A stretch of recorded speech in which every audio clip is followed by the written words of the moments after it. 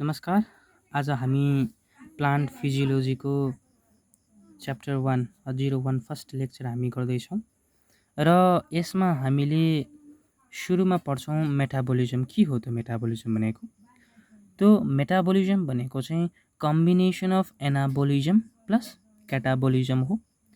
एनाबोलिजम भनेको constructive process हो भने क्याटाबोलिजम भनेको डिस्ट्रक्टिभ प्रोसेस हो। एनाबोलिजम भनेको बन्ने, यसमा बनाउने काम कसले गर्छ भन्दाखेरि चाहिँ फोटोसिन्थेसिसले चाहिँ बनाउने काम गर्छ।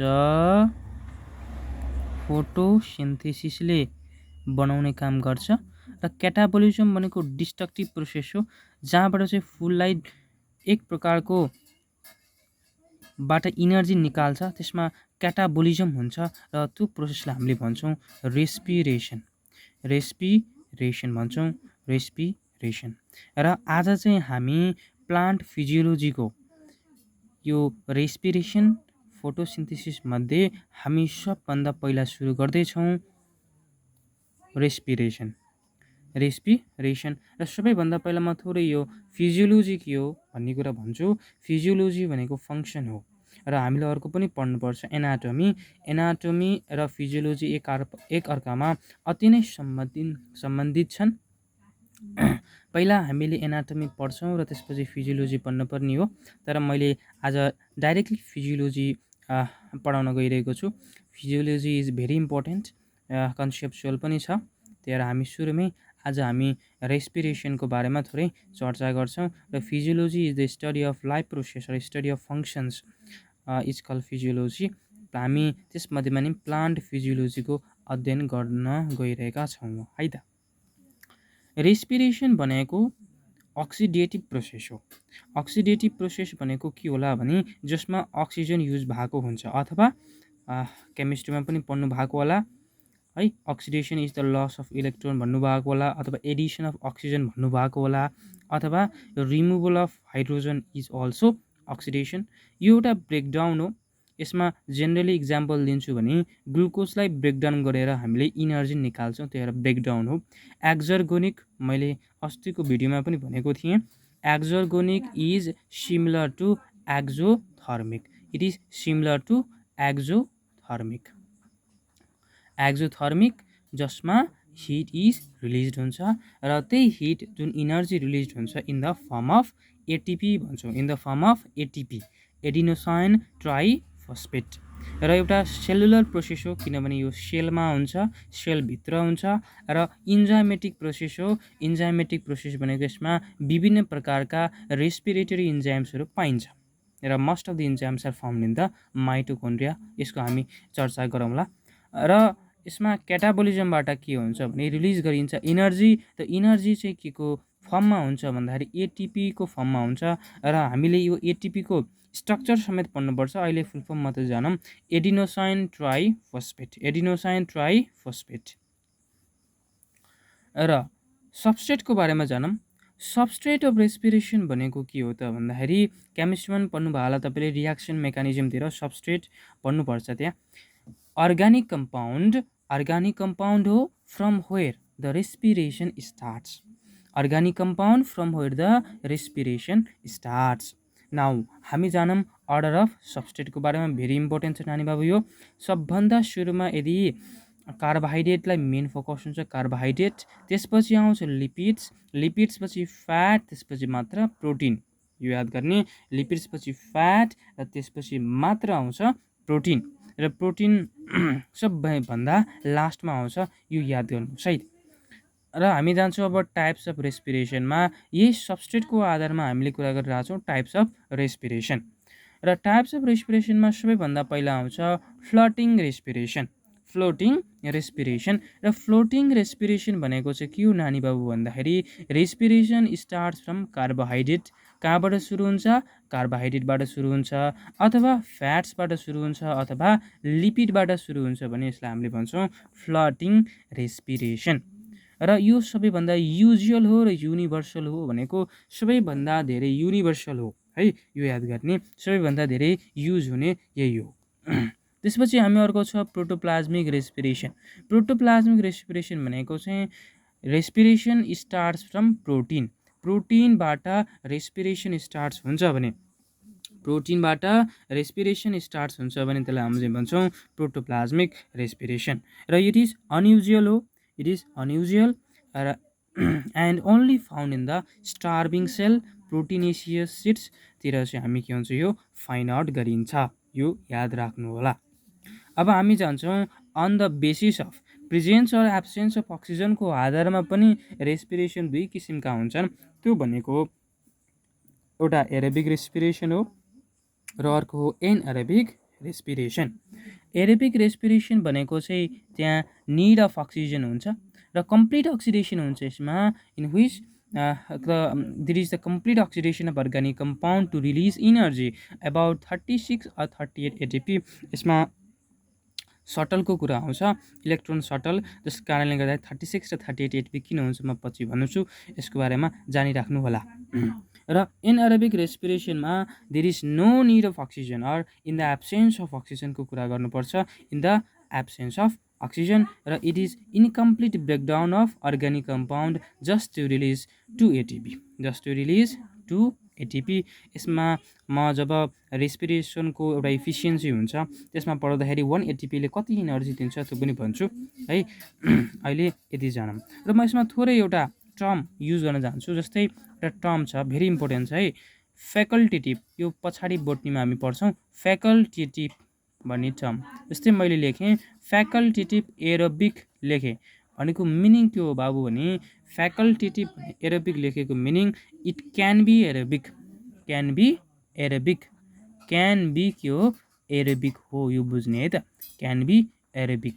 यसको मिनिङ के हो भन्दाखेरि जस्तै आई एम फ्याकल्टेटिभ एरोबिक भनियो नि मैले, यसको मिनिङ त्यो I am actually anaerobic but can be aerobic. जस्तै म एउटा इक्जाम्पल दिन्छु, I am a facultative non vegetarian भने, I am a facultative non vegetarian, यसको मिनिङ के हो भने I can be non vegetarian but actually I am a vegetarian, actually I am a vegetarian.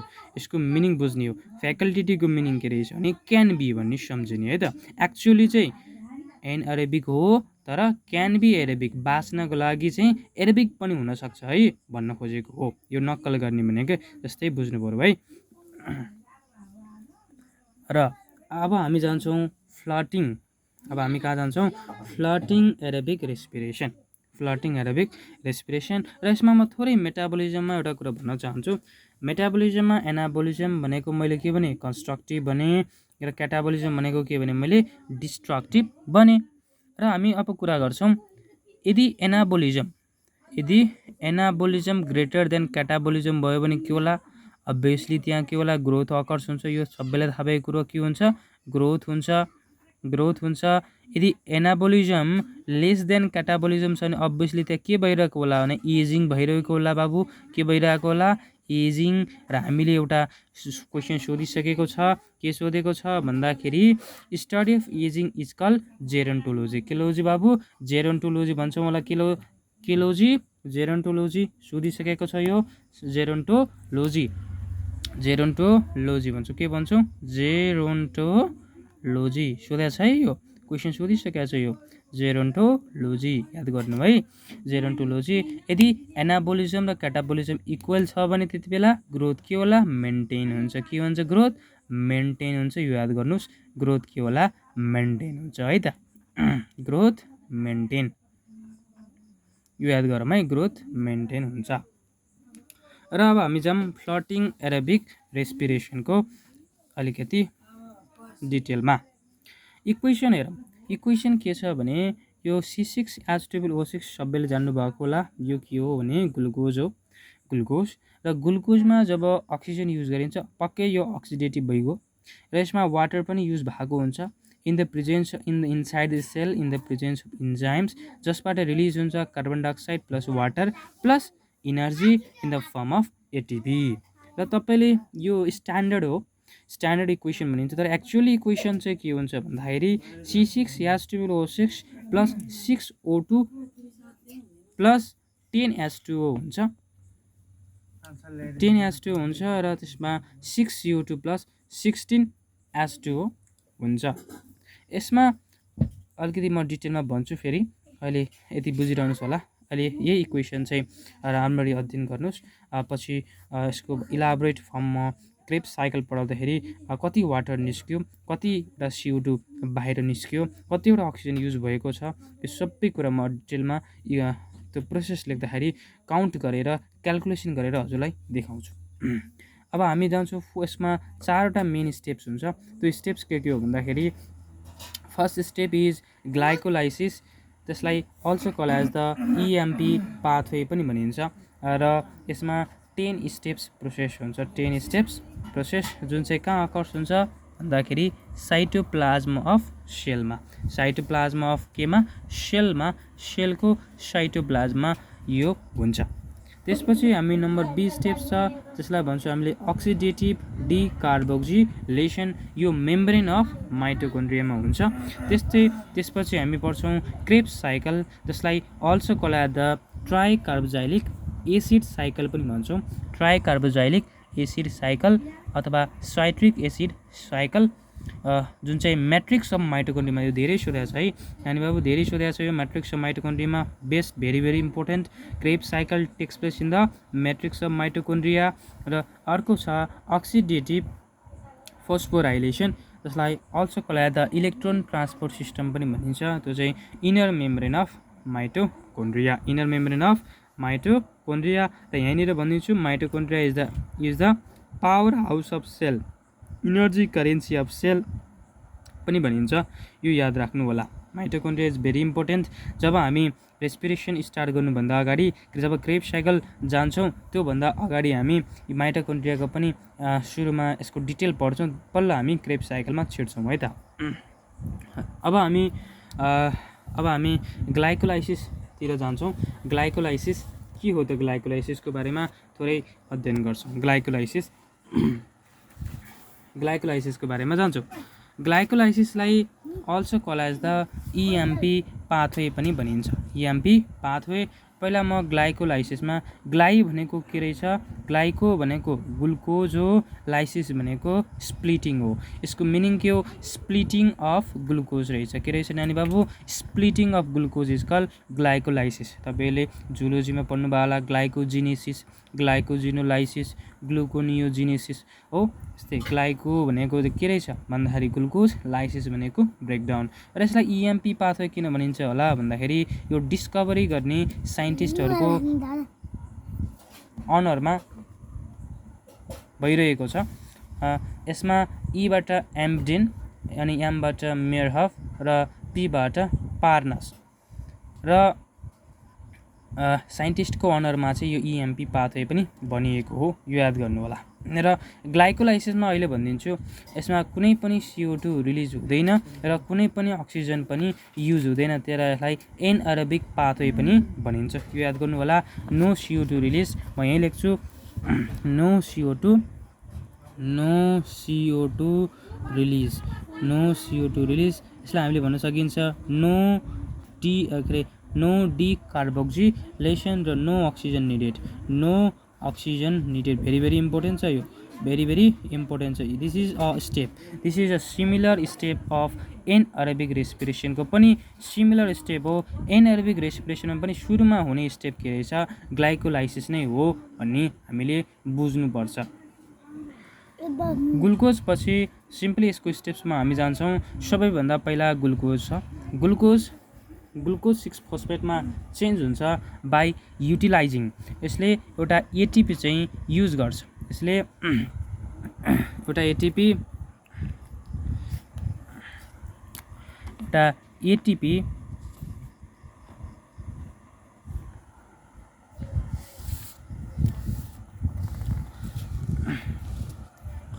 यसले एउटा ATP जुन छ यो ATPलाई युज गरेर ADPमा चेन्ज हुन्छ।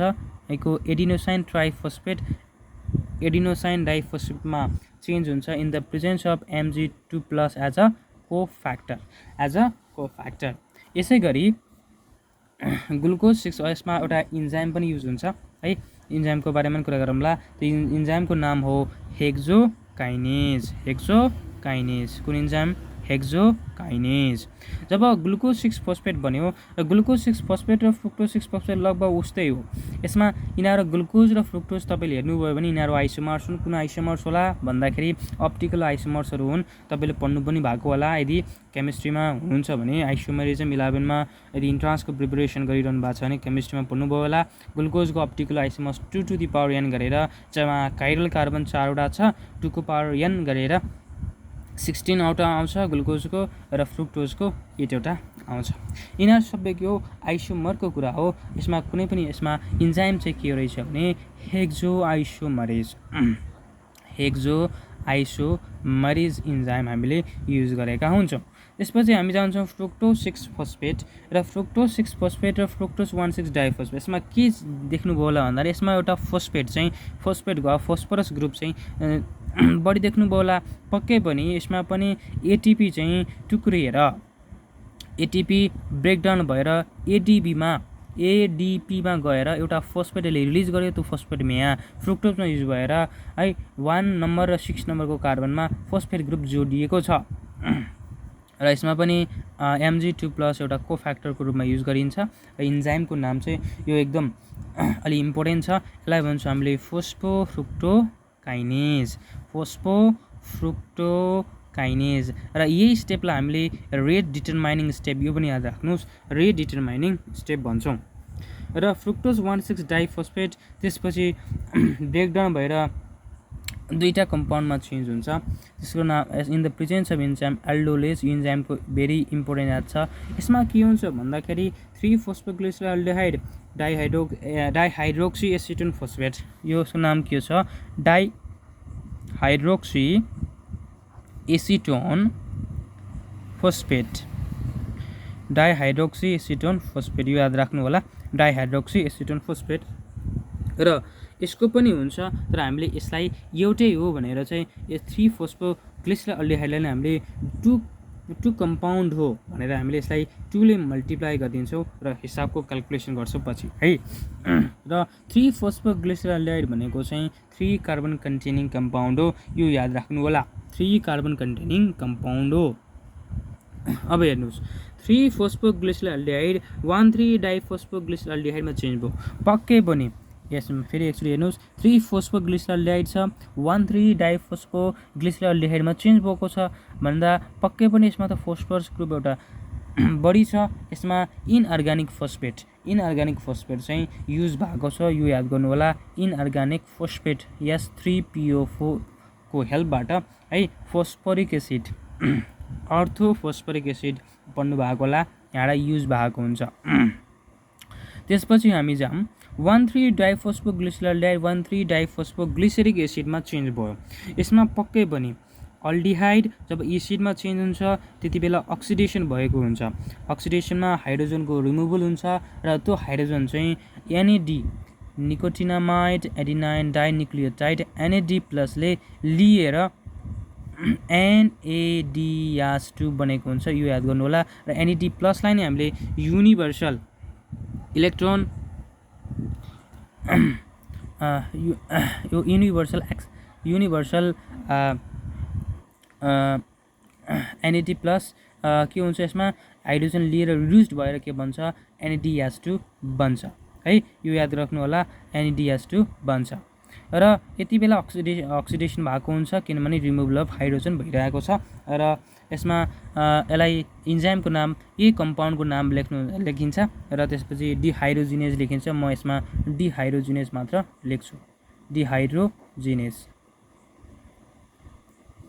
त्यसपछि 1,3 डाइफोस्फोग्लिसरिक एसिड फेरि 3 फोस्फोग्लिसरिक एसिडमा चेन्ज भएको छ तर यसमा एउटा फोस्फरस ग्रुप त यसमा लुज गरेको छ र त्यो फोस्फरस ग्रुप पक्कै यहाँ एडिपीले लिएर एटिपी बनाएको हुन्छ यो आफूले बुझ्ने यसरी सम्झिने है। यसमा एउटा फोस्फरस ग्रुप हट्यो पक्कै एडिनाइन डाइफोस्फेटले एडिनाइन ट्राइफोस्फेटमा चेन्ज भएको हुन्छ यो याद राख्ने। र यदि कहीँ पनि एटिपी बनाएको छ भने त्यति बेला इन्जाइम काइनेज युज भएको छ यो याद राख्ने। र यसमा काइनेज त मैले लेखेँ तर यो लेख्नु होला माथिको फोस्फोग्लिसरिक एसिड काइनेज लेख्नु होला मैले सर्टकटमा काइनेज लेखेँ। र 3-फोस्फोग्लिसरिक एसिड फेरि 2-फोस्फोग्लिसरिक एसिडमा चेन्ज भएको छ, देखिरहनु भएको होला है। 3-फोस्फोग्लिसरिक एसिड 2-फोस्फोग्लिसरिक एसिडमा चेन्ज भएको छ र यति बेला केही पनि भएको छैन। अघि जस्तै आइसोमर मात्रै हो, यसमा हेर्दा 3 नम्बरको कार्बनमा फोस्फरस ग्रुप एड थियो भने अब 2 नम्बरको कार्बनमा फोस्फरस ग्रुप एड भएको छ। अरू केही पनि चेन्ज भएको छैन, त्यसलाई म्युटेज अथवा आइसोमरेज पनि भन्न सकिन्छ। जेनरली हामीले म्युटेज लेखेको पाइन्छ है त, म्युटेज र फोस्फोग्लिसेरो म्युटेज भन्छौँ यसलाई, अथवा ट्रान्सम्युटेड है, फोस्फोग्लिसेरो म्युटेज, यो याद राख्नु होला, फोस्फोग्लिसेरो म्युटेज। त्यसपछि 2-फोस्फोग्लिसरिक एसिड आयो, त्यसपछि हामी भन्छौँ 2-फोस्फोइनोल पाइरुवेट अथवा पाइरुविक एसिड पनि भन्ने गरिन्छ है। यसमा चाहिँ के हुन्छ भन्दाखेरि एउटा वाटर मोलिकुल लुज गरेको हुन्छ र इन्जाइमको नाम याद गर्नु होला, इन्जाइमको नाम वाटर मोलिकुल यसमा लुज गरेको हुन्छ, वाटर मोलिकुल, र इन्जाइमको नाम चाहिँ हामीले भन्छौँ इनोलेज, याद राख्नु होला यो। र 2-फोस्फोइनोल पाइरुवेट PEP पनि भन्छौँ, र त्यो फेरि यसमा फोस्फो छ र केमा चेन्ज हुन्छ, पाइरुविक एसिडमा। र याद राख्नु होला पाइरुविक एसिड भनेको के हो भने CH3 C double bond O COOH, यसलाई भन्छौँ 3 कार्बन कन्टेनिङ कम्पाउन्ड। यहाँबाट देखिसक्यो 3 कार्बन कन्टेनिङ कम्पाउन्ड हो। र यति बेला फोस्फो ग्रुप गयो, यसमा पनि पक्कै ADP युज भएको, ADPबाट ATP बनेको हुन्छ। यसरी कहाँनिर ATP बनेको चाहिँ हामीले अनुमान लगाउन सक्छौँ, र यसलाई भन्छौँ हामीले काइनेज, तर यसमा पाइरुविक काइनेज अथवा पाइरुविक एसिड काइनेज जे पनि भन्न सकिन्छ हजुरले, pyruvic acid kinase, pyruvic acid kinase यो भन्न सकिन्छ। र सबै यो 2-2 को कारणले गर्दाखेरि सबैलाई 2-2 मोलिकुल्स बनेको हुन्छ, र पछि गएर यो पाइरुविक एसिड पनि 2 मोलिकुल्स बनेको हुन्छ, यो याद राख्नु होला, 2 मोलिकुल्स।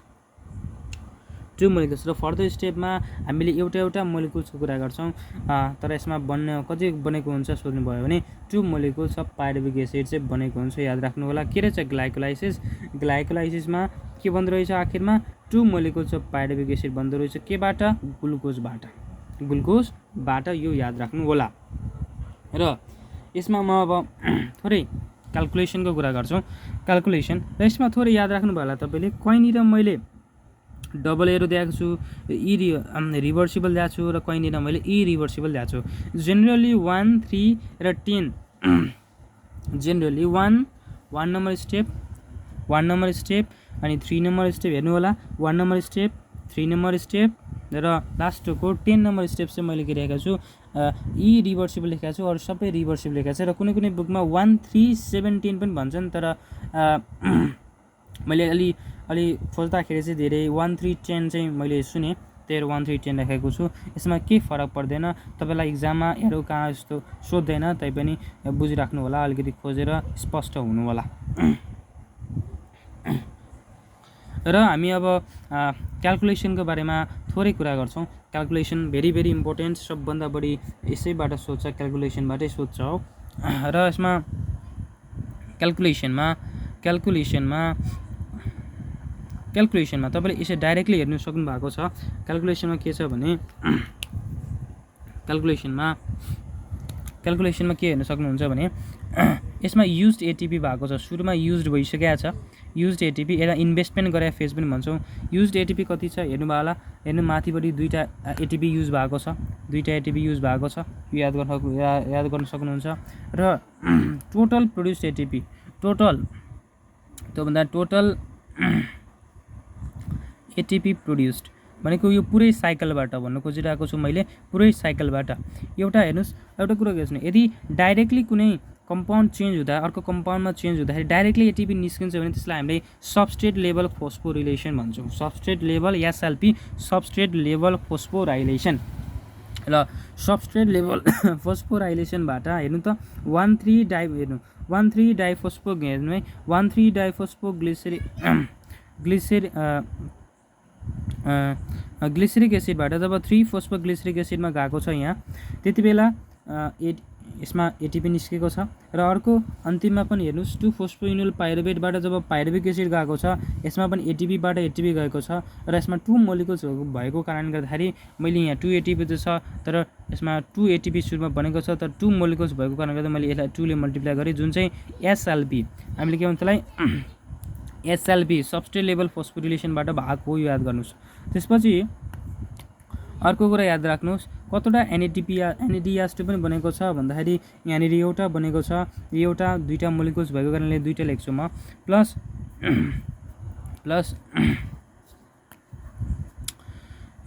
दुईटा एनएडीएस2 छ याद राख्नु होला है दुईटा एनएडीएस2 छ र तपाईँ पछि थाहा पाउनुहुन्छ कि एउटा एनएडीएस2 ले 3टा एटिपी दिन्छ याद राख्नु होला।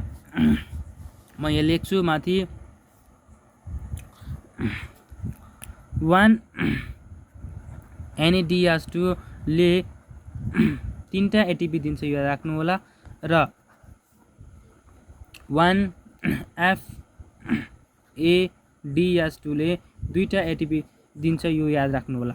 म कसरी आएपछि भन्छु है यसको बारेमा चाहिँ यो सर्टकट याद गरिहाल्नु होला कसरी आए जान्नु पनि पर्दैन तर यो चाहिँ जान्नुपर्छ है हिसाब गर्नु होला र जब हिसाब गर्दाखेरि कति आउँछ यो 4 एटिपी भयो प्लस दुईटा NADH2 भनेको 6 एटिपी भयो हेर्दाखेरि टोटल प्रोड्युस्ड एटिपी कति रहेछ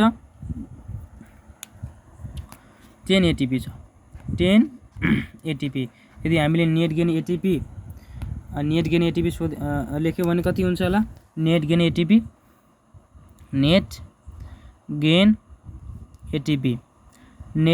लेख्यो भने 10 - 2 = 8 एटिपी। यो फेमस क्वेसन हो धेरै सोधेको छ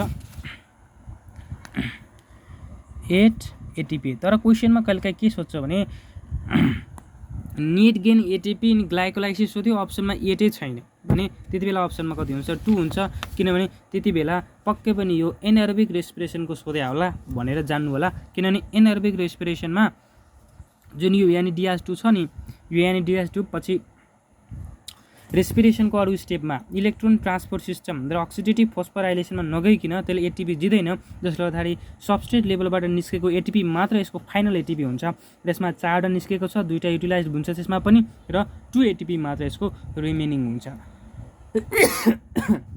सरी र यसरी याद राख्नु होला द नेट गेन एटिपी कति रहेछ 8 एटिपी र हामीले जुन स्टेप छ नि यो स्टेपलाई हामीले प्रिपेरेटरी फेज भन्छौँ र यहाँबाट चाहिँ पे अफ फेज भन्छौँ यसलाई पे अफ फेज र धेरैले हरेक स्टेपलाई चाहिँ एउटा स्टेप भनेर प्रोसेसहरू नम्बर 1 नम्बर 2 भनेर भन्नुहुन्छ र यसमा चाहिँ कसैले कतिले यसमा ट्रिक कसरी चाहियो पनि भन्नुहुन्छ ट्रिक भन्दा पनि यसमा बुझेर जानुपर्छ है। यसमा याद राख्नु होला काइनेज भने कहाँ युज गरिन्छ जहाँ धेरै एटिपी निस्केको हुन्छ र यो नम्बर 3 स्टेप छ यसलाई रेट डिटरमाइनिङ स्टेप पनि भनिन्छ।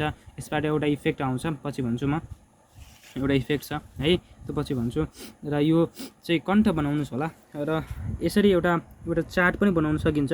त्यो चार्ट के छ भन्दाखेरि यहाँ चार्टको म थोरै कुरा गर्छु यो C6H12O6 ले 2 मोलिकुल्स अफ पाइरुविक एसिड दिँदो रहेछ र यसमा के याद राख्नुस् होला भन्दाखेरि अहिले म वाटर पनि भन्छु यसमा दुईटा एडिपी नेट गेन कुरा गरेर चाहिँ दुईटा एटिपीमा जाँदो रहेछ है अनि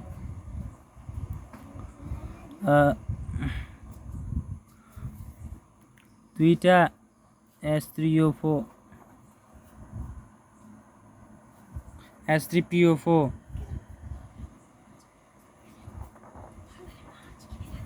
दुईटा वाटरमा जाँदो रहेछ र त्यसैपछि अर्को दुईटा NAD+